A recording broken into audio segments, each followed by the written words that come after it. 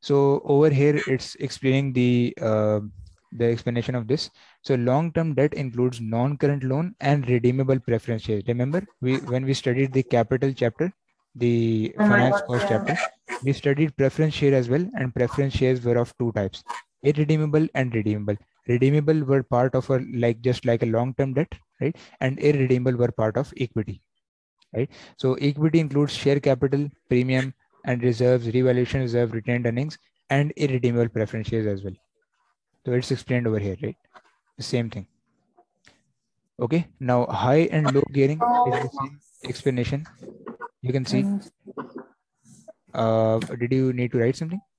yeah, sorry, I was just Okay. sorry. Okay. Sure.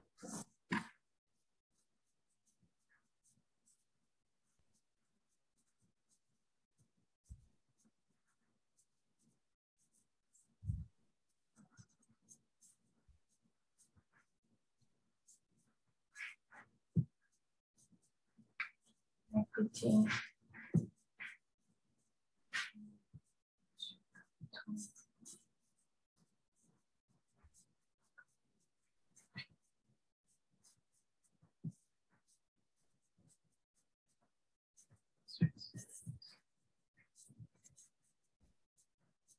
Sorry, the long-term debt, non-current loan. So it's the non-current liabilities, basically. Yeah. Exactly. It's a non-current liability. The same meaning. Redeemable preference shares are those, sorry, just, to remind myself. Mm-hmm. Preference shares are those that have, are treated as expenses, right? No, no. The difference between this is that redeemable is treated as a debt, like a liability, right? And the yes, you are actually right, because in redeemable, the finance cost is treated as expense. The finance cost, because it's treated as a debt, right? So debt will have some kind of interest cost, right? So the interest cost will be treated as an expense. But regarding the irredeemable preference shares, it's actually not written. Yeah, it's written over here. Irredeemable preference shares do not have to be repaid. They therefore treated as ordinary shares included in equity. So irredeemable are treated as same as capital or equity. Okay. So irredeemable should be part of the equity Yes, here. exactly. That's right. Exactly. Okay, let me just Sure. irredeemable. Okay, done. Okay, that's great. So here's the explanation of this as well. The more the risk that what factors consider the gearing, why is it high, why is it low, servicing of finance risk, all of these things. Okay. Now this the second ratio in this case, second or third one, basically the next ratio is interest cover, right? This is also the ratio that is involving the the investor ratios, right? So interest cover is basically telling us that how many times your profit can cover the interest, because many companies nowadays are taking debt, right? And companies basically survive on loans, right? So Sorry, this how interest, many times? yeah, I'm explaining that again. So interest cover, what happens is that it explains that how many times the profit is covering the interest, that from profit Okay. how many times we can pay the interest, right? It's written over here as well. So interest cover indicates the ability of the company to pay interest out of profits generated, like how many times we can pay it. Let's say we have a profit of 10,000, right? And the interest payable, let's say, of after every 6 months is let's say 1,000, right? So that means we can pay interest 10 times from this profit, right? The answer will be 10. So that's what I'm explaining, that PBIT we take on the numerator, and on the denominator we take interest payable. So PBIT divided by interest payable, because that will give us the answer that how many times profit can cover the interest that is to be paid, right? So low interest cover indicates to shareholders that dividends are at risk, because most profits are eaten up by interest payments. Because obviously, if the answer will be low, let's say if the answer is just two, so this is very alarming for the company, because this means that company will only be covering only two times, only the profit will be covering two times the interest payment, right? So that means that obviously, if the interest is given two times, the shareholders will know beforehand that no dividend will be paid, because there will be no profit left behind. It will all be used in the interest payments, right? So the company may have difficulty financing its debts if profits fall. Obviously, if there are a lot of loans that we have taken, if we invest in all the interest in one company, in the one bank, we will be it will be very difficult for the company to finance the other loans, right?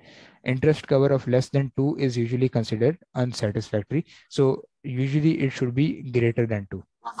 The answer should be more than 2 in normal circumstances.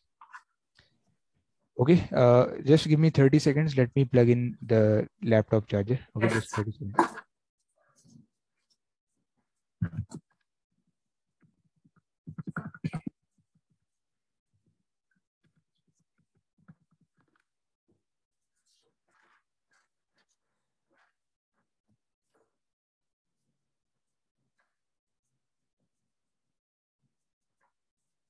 Mm.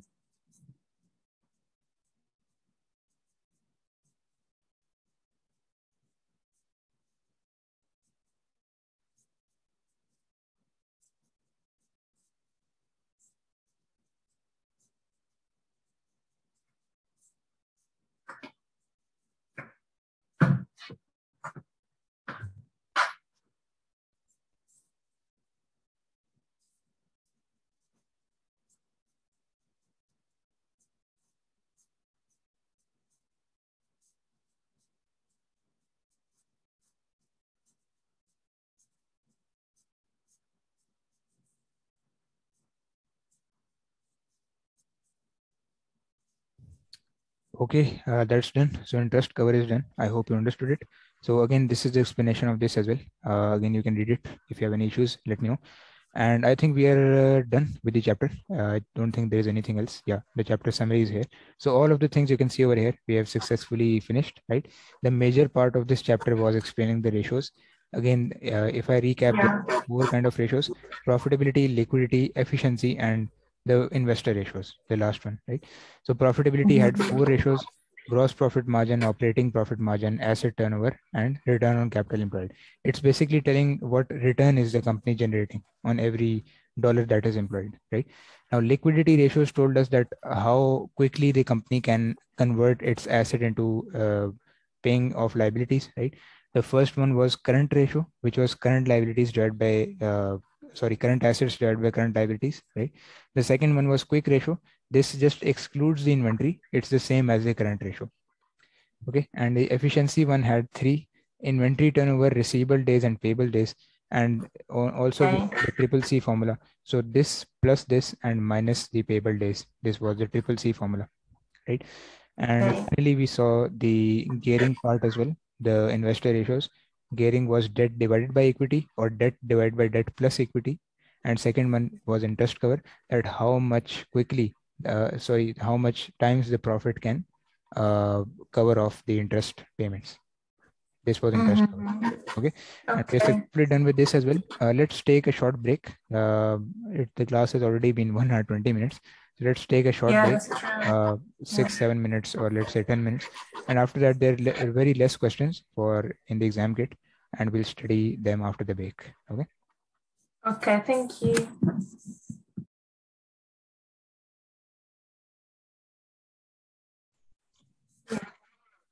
Okay, so we are starting with the questions of this, right?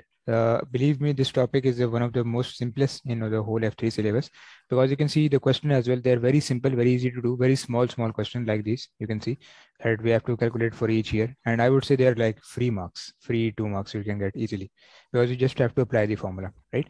Now, this may be asked in section B as well as a second question. The first question will be consolidation, but mostly, yes, you will be asked in section A as well. MCQs can come of this topic as well. Okay, so over here you can see that first of all we are being given with the statement of profit or loss, right? And after that we are given with the statement of financial position of this company, right? So let's see what's the first question. By the way, this scenario includes these questions, so 400 to 411. So there are 11 questions just regarding this scenario. Okay, so first Okay. question, let's do this one. Question number 400, right? So calculate the return on capital employed for the year ended 31st July 2014 together with the comparative for the earlier year. Okay. Now let's calculate first of all for 2014. right? So the formula you remember, let me open the notes as well. Just a second. So the formula, if you remember, for return on capital employed, I'm writing it over here. So this was PBIT, profit before interest and tax, divided by capital employed. Right, this was the formula. First, let's figure out the profit before interest and tax, and you can see this is the year 2014, this is the year 2013. The first we are calculating for 2014, right? So you can see that the operating profit, the profit before tax, in other basically profit before interest and tax, is this one. So what we do, that in this profit we add back the finance cost, because these are being minus from here, right? So we are just adding them back. So 169,545, and we plus in this 10,000, because the answer before this is not given. So the profit before interest and tax is 179,545. 179,545. This is profit before tax. Sorry, just one moment, because I don't know where I lost myself. Oh, really? No problem. Let me. Sorry. Don't worry. No problem. Was the connection lost, or is my voice clear? Yeah. Also, sorry. I mean, the ROCA is the operating profit divided by the capital employed, right? Yeah. Exactly. That's right. Okay. So now, Okay. why there are like 2 years, 2003 and 2004? Because we have to compare both years, because information will make sense only in that way if we compare from the previous year, right? Like if I say that I taught, let's say, 30 students this year, I plan to teach 30 students this year. Last year I taught, let's say, 15 students in 2021, right? So if I compare the information, that will become more useful, right?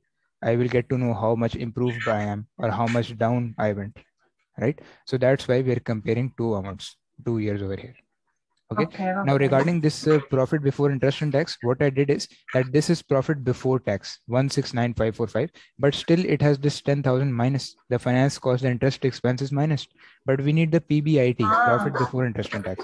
So what we do is we add 10,000 in this, right? So 169,545, add 10,000, we get 179,545. So that's what I took over here, because unfortunately the option was not given just above that, right? Now for capital employed, what we do is that for capital employed, we just take one formula that we just studied, and the formula was, we can use two formulas, right? The first formula was basically, I think, non-current asset minus current liabilities, right? This was the formula. Let me confirm again. Just a second. Current liabilities plus capital. Yeah, exactly. We can use that as well. And let me confirm, what was the second formula? Total assets minus current liabilities. Yes, exactly. So we can use any of the two. Let's use the total assets one. So total asset minus current liabilities, right? So you can see the total assets are right over here. These ones, right? This is the total assets, and less only the current liabilities. These are the current liabilities. All of these ones, right? So what we do is, it's a little bit calculation based thing. We have to use a calculator in everything. So 1088445 minus 345,480 and minus 3,200 and minus 55,000. Oh, sorry, I was actually adding them. So minus 3,200 and minus 55,000. So this is 657,765. This is the answer that I'm getting, 657,765. Now let's divide them. So 179,545 divided by this, and this is giving me the answer of 27.3%.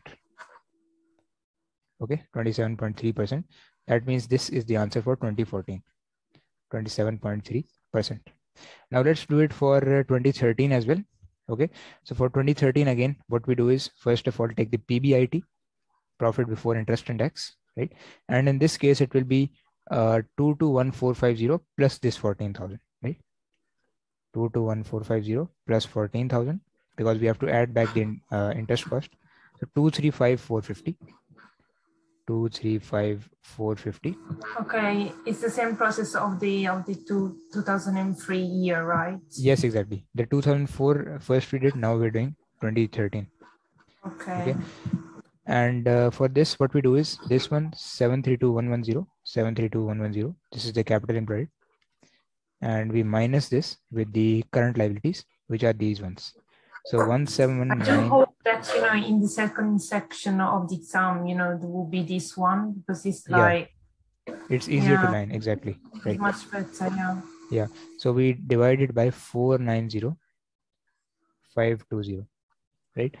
And the answer, let's see, 235,450 divided by 490,520. So it's giving me 48%. Exact answer of 48%.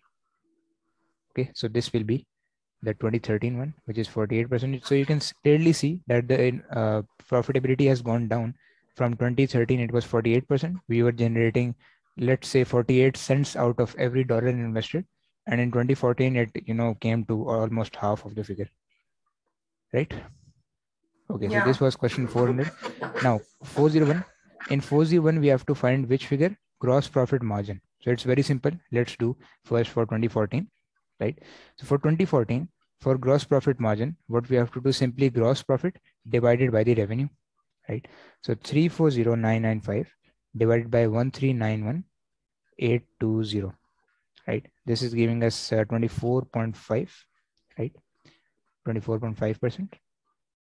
Let's write this first. One second.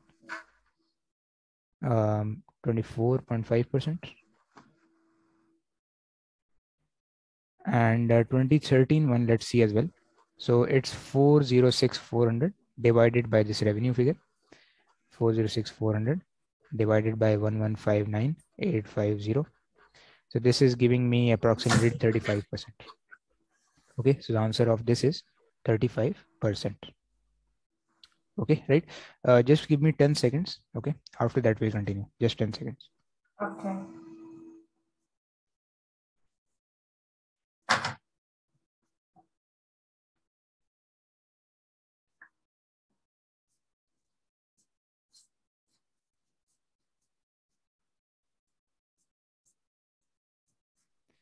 Okay, let's look at 402 right now.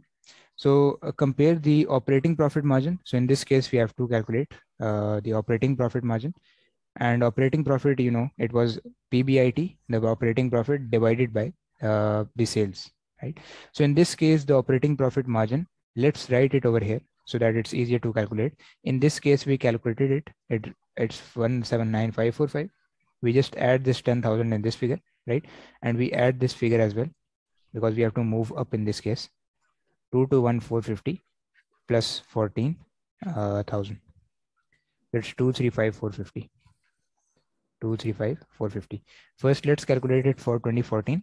So 179,545 divided by 1,391,820. So this is giving me exact 12.9%. Right. So answer will be 12.9%. And let's see 2013 as well. So 235,450 divided by 1159,850. So this is giving me approximately 20.3%. Okay, and this will be 2013, 20.3%. Okay, till now it's very simple. So in just a matter of like 4 minutes, we have solved 6 marks very easily. That is 3 MCQs. Yeah. Right? So Yeah, I hope 403. this. Yeah. Yeah, exactly. Because in section B, what happens is that it comes very rarely, but let's hope this comes in section B. Okay, Yeah. so calculate the asset turnover for the year. For asset turnover, you remember the formula. It was sales divided by the capital employed, right? Let's write the capital employed as well for this first of all.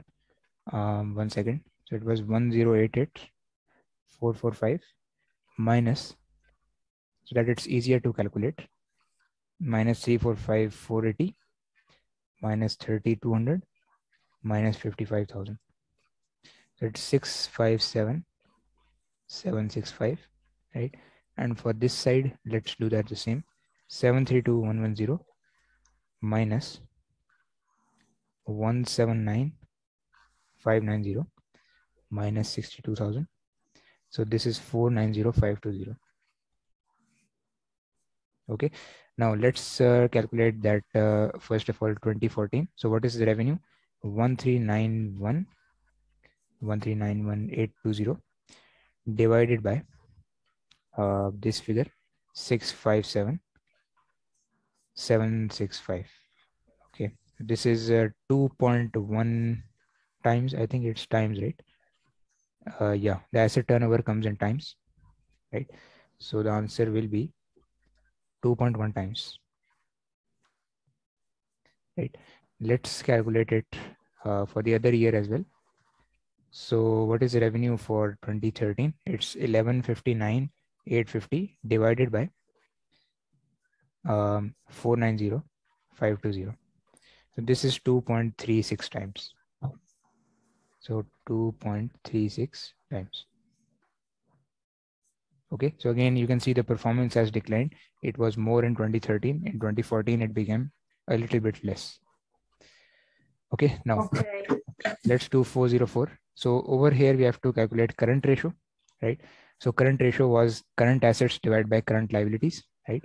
So first, we'll also write the current assets in this case, the total of these two, and the total of these ones, because this is the total assets, right? It's including non-current and current. Let's write it just for calculation purpose. 109,400 plus 419,455. It's 528855.